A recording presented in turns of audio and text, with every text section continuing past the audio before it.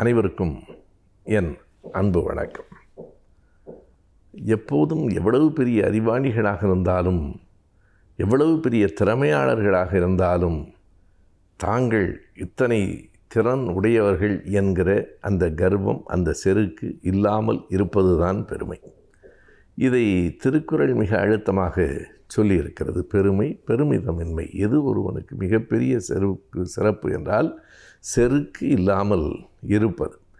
அந்த செருக்கு வருகிற போது எந்த ஒரு மனிதனும் தானாகவே தாழ்ந்து போகிறான் என்பதற்கு ஒரு பழைய நிகழ்ச்சி எடுத்துக்காட்டாக இருக்கிறது. காந்தியார் அவர்கள் கொலை செய்யப்பட்ட பிறகு 1948 ஜனவரி 30க்கு பிறகு அந்த பிப்ரவரி மாதம் முழுவதும் சென்னையில் இருக்கிற தியாகராய நகரில் இருக்கிற தக்கர் பாபா வித்யாலயம் என்கிற பள்ளியில் ஒரு மாதம் ஒவ்வொரு நாளும் அதற்கான இரங்கல் கூட்டங்கள் நடைபெற்றன. இறுதியாக 30வது நாள் நடைபெற்ற அந்த இரங்கல் கூட்டத்தில் தமிழ்நாட்டின் மிக புகழ்பெற்ற நடிகர் ஒருவரும் ஒரு பேச்சாளர், எழுத்தாளர், காங்கிரஸ் கட்சியை சார்ந்தவர் 2 பேரும் அழைக்கப்பட்டார்கள். 2 பேரும் ஒரே காரில் தான் வந்தார்கள். அப்போது அந்த நடிகர் அந்த எழுத்தாளரை பார்த்து கேட்டார், எனக்கு கொஞ்சம் வேலை இருக்கிறது, நான் முதலில் பேசிவிட்டு போய்விடவா என்று கேட்டார். பரவாயில்லை, பேசிவிட்டு போய்விடுங்கள். ஆனால் அடுத்து அவர் கேட்டார், அப்படி நான் பேசிவிட்டு போய்விட்டால் கூட்டம் கலைந்து விடுமே, நீங்கள் பேசும்போது உங்களுக்கு சிரமமாக இருக்குமே என்றார்.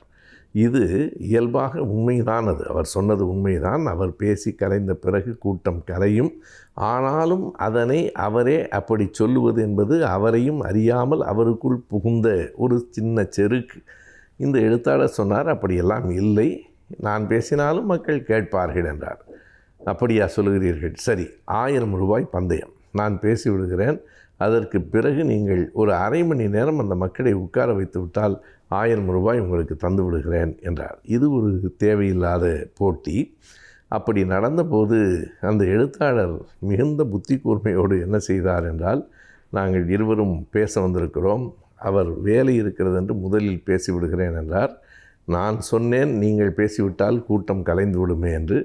இல்லை, இந்த வருந்திருக்கிற மக்களெல்லாம் என் பேச்சு கேட்பதற்காகவோ உங்கள் பேச்சு கேட்பதற்காகவோ வரவில்லை.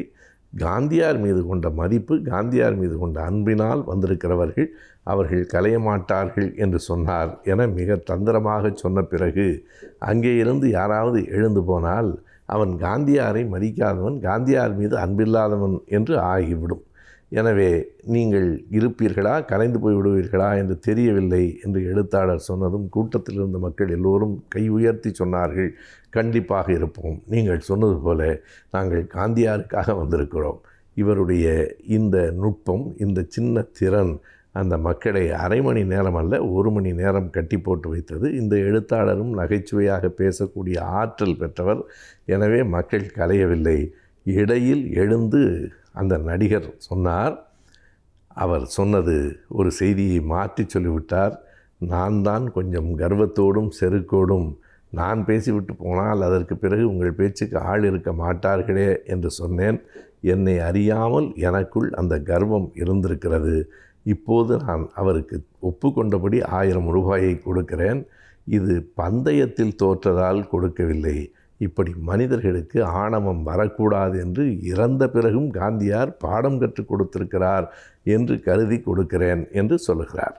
எப்போதும் அறிவு, திறமை இவற்றுள் எது வந்தாலும் உடனே அதன் நிழல் போல ஆணவமும் வந்து சேரும். அதுதான் எப்போதும் இயற்கையானது, எந்த ஒரு மனிதனுக்கும் இயற்கையானது. எப்போது நமக்கு அறிவு வருகிறதோ, நமக்கு அறிவு வந்து விட்டது என்பதை விட நம்மை தவிர வேறு எவனுக்கு அறிவு இருக்கிறது என்று நமக்குள் தோன்றுகிற போது நாம் உயரவில்லை, தாழ்ந்து கொண்டிருக்கிறோம் என்று பொருள். எத்தனை திறமை இருந்தாலும் இன்றைக்கும் பலர் அப்படி சொல்லுவதை நான் பார்த்திருக்கிறேன். கடைசியாக அவர் பேசினா தாங்க மக்கள் இருப்பார்கள், அப்படியெல்லாம் இல்லை.